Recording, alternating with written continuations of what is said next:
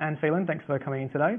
Do you find it bizarre that we're sitting here talking about a show that you left nearly 20 years ago? It is quite weird. Prisoner, without, I don't mean to be putting it down at all, because I'm not. I had the best time. It was just another job. But all of a sudden it's become this cult. I mean, if any of us knew that what was in store for us, we would have asked for a lot more money. It is bizarre. But it's really weird. Coming here this morning, I stopped off at South Melbourne Market, and I'm plopping around the market, and I'm often stopped at the moment because of Something in the Air, a show I'm on that is currently on air, and on Channel 2 here, and often you stop for that. And this guy was so excited, and I thought, and it was Prisoner. He was down from Sydney. The last place he expected to run into Myra Desmond was South Melbourne Market, and it was just quite bizarre. The fact that I was coming here to do this interview, and I thought, yeah, and of course it's the Foxtel thing. It's back on.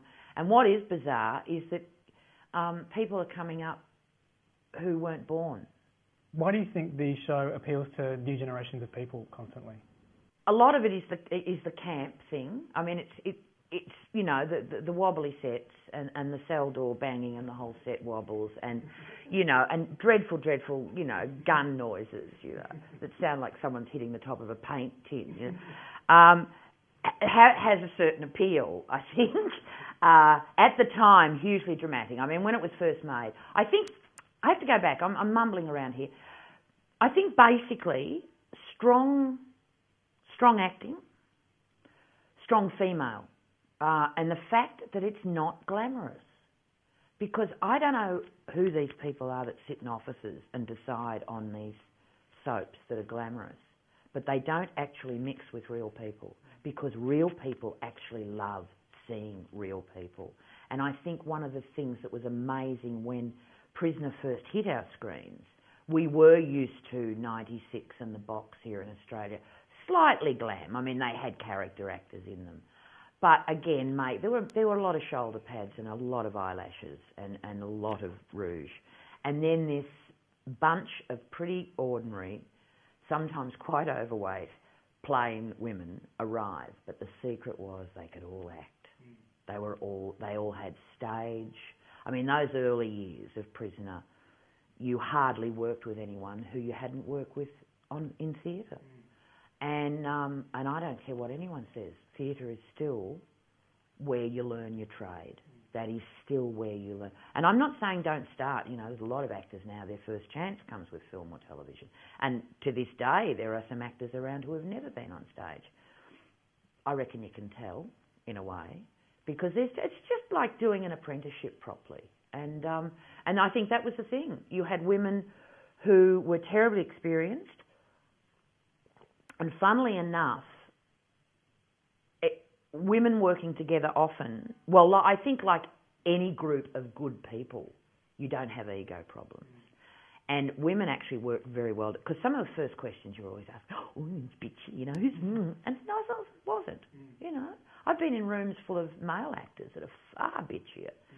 But the thing when you've got a group of good people together, there's no envy and no ego, because everyone's getting on and doing their job. It's only when, I find, especially in this industry, when mediocrity rears its ugly head is when you've got trouble, because it's the mediocre that cause the problems.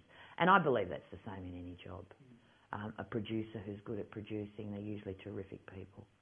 Good directors are usually the nicest people. The ones you hear rotten stories about, you usually find out that they're pretty bad at what they do. And I find that. So, yeah, I think all of that came through. I think the fact that we were all enjoying it, the fact that people were watching women beat the shit out of each other, that was pretty good too. And there was a high camp association. There is a big gay following, as we know, and there was from day one.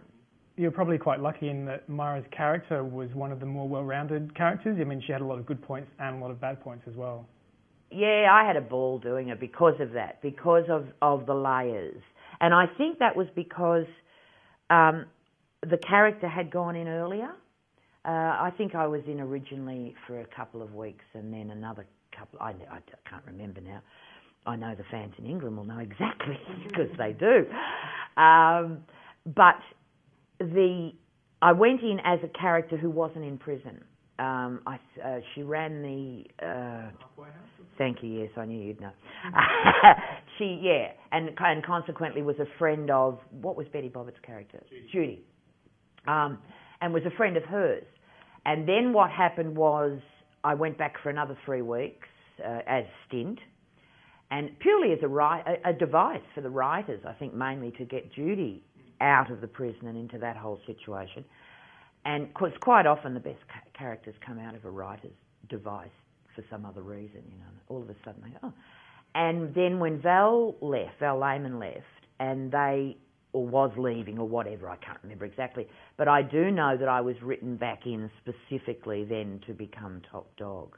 Were you nervous about taking over the mantle of top dog, about following up from B. Smith? No, because I didn't know at the time. I had no idea. No, we were never told advanced storylines. In fact, half the time you found out Friday what the script was on Monday, you know. But no, I had no idea. I just knew that I was to go back in on a 6-month contract, and I went whoopee-doo, because a 6-month contract for an actor in this country is fantastic.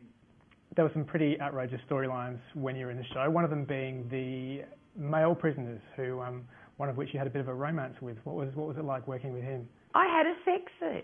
I love it. Yeah. It was actually my first ever bedroom scene. Really? Yes, my first ever in bed kissing a bloke. And yes, that was fairly outrageous. I mean, originally when the 3 guys came, they were sort of supposedly kept separate. And then they all started to mix and mingle, and it was just, hello, just go with it, you know. Yeah. And I think, again, I mean, you were saying about the appeal, and I think that's part of it too. Sometimes it was absolutely so far over the top that you just had to laugh. And we as actors laughed. And I think we pulled it off because, again, I go back to the fact that we were all